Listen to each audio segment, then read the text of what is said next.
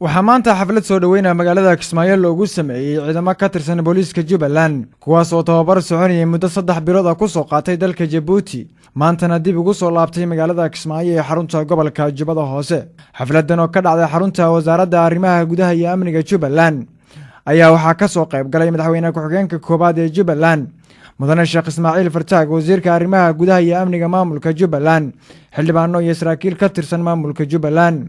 ugu horeyn waxaa xafladda ka hadlay taliyaha booliiska Jubbaland Gaboobe Xasan Barre oo amaanay ciidamada tababarka soo qaatay sheegayna in wax weyn ay ka qaban doonaan shaqada booliiska u taala oo wax barasho intay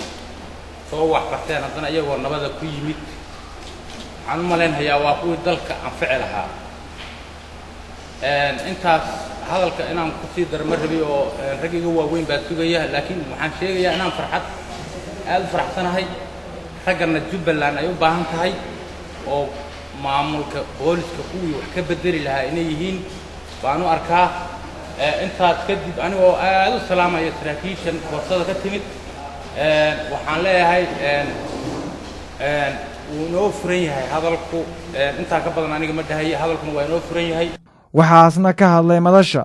aadan geed oo ka mid ahaa saraakiishii tababarka ku soo qaatay dalka Djibouti kana sheekeeyay tababaradii ay ku soo qaateen dalka Djibouti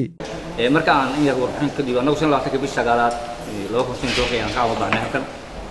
anaga oo Afrika jumba ka kala soconay Puntland Jubbaland South West iyo Muqdisho dalka Djibouti wixii lagu soo qaatay teamka ugu dhibca badnaaba ugu fiicnaa tababaradii halka lagu fulnay qayb kan kastoo la qaado 25 ugu horeeyo Jubbaland bay ka soo baxay 19 markay Jubbaland ka soo baxday hijrada kala laba saddex bay ka soo baxay waxaan dhihi karaa aqoon anagoo ku guulaysanay 10kii 16 abaalmarin la bixiyay 16 abaalmarin la bixiyay 9 ka mid ah Jubbaland baa marka iyadoo ay qof Jubbaland oo loodka labaad galay loodka saddexaad galay kuma jirin looda birim iyo suuntan bay soo kala galeen xanada la qaaday marka waxaan dib ugu soo laabanay anagoo caafimaad qabna madaxda kumeelgaarka Jubbaland ee Kismaayo aad baan ugu mahadcelinayaa soo dhaweyntan iyo noo fadhiisaan iyo mas'aalaadka assalaamu calaykum waraxmatullaahi wabarakaatuh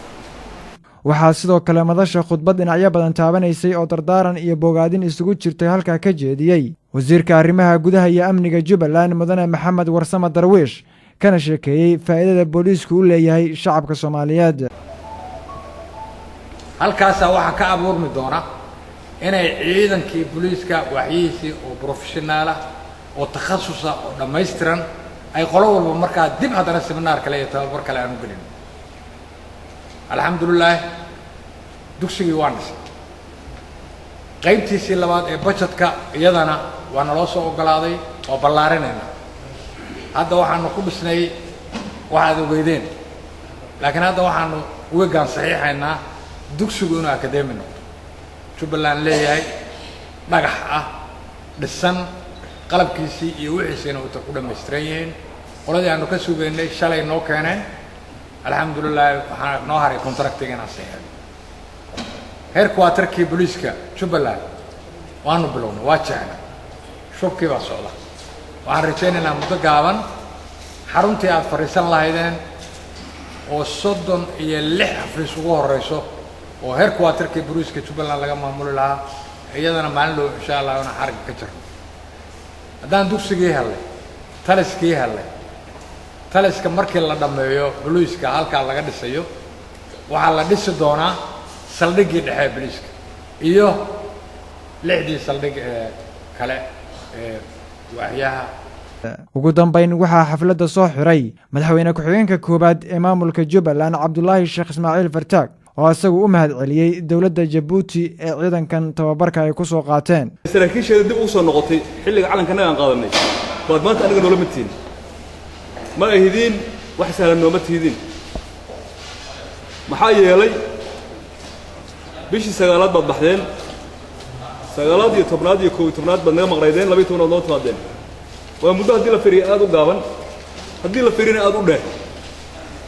koorsada suu wasiirka sheegayay waa koorso aan ka helnay dawladda Talyaaniga xafiiska madaxweynaha qaar baa ka tagay xafiiska madaxweyne ku-xigeenka qaar baa ka tagay xafiiska wasiirada qaar baa ka tagay qaar stationka booliska ka tageen qaar ba meel bay ka yimaadeen qaar baarlamaanka ka yimaadeen laakiin hadda maya hadda waxaa tihiin koorsadii koowaad ee jubbaland ee nooga timid jabuuti magaceedana dib baan kasoo sheegi doonaa hadduu la yidhahdo maanta waad nagu qaadane magac fiican oo weliba khayr badan baan isoo bixin doonaa axmed caydi diiriye Somali Channel magaalada Kismaayo.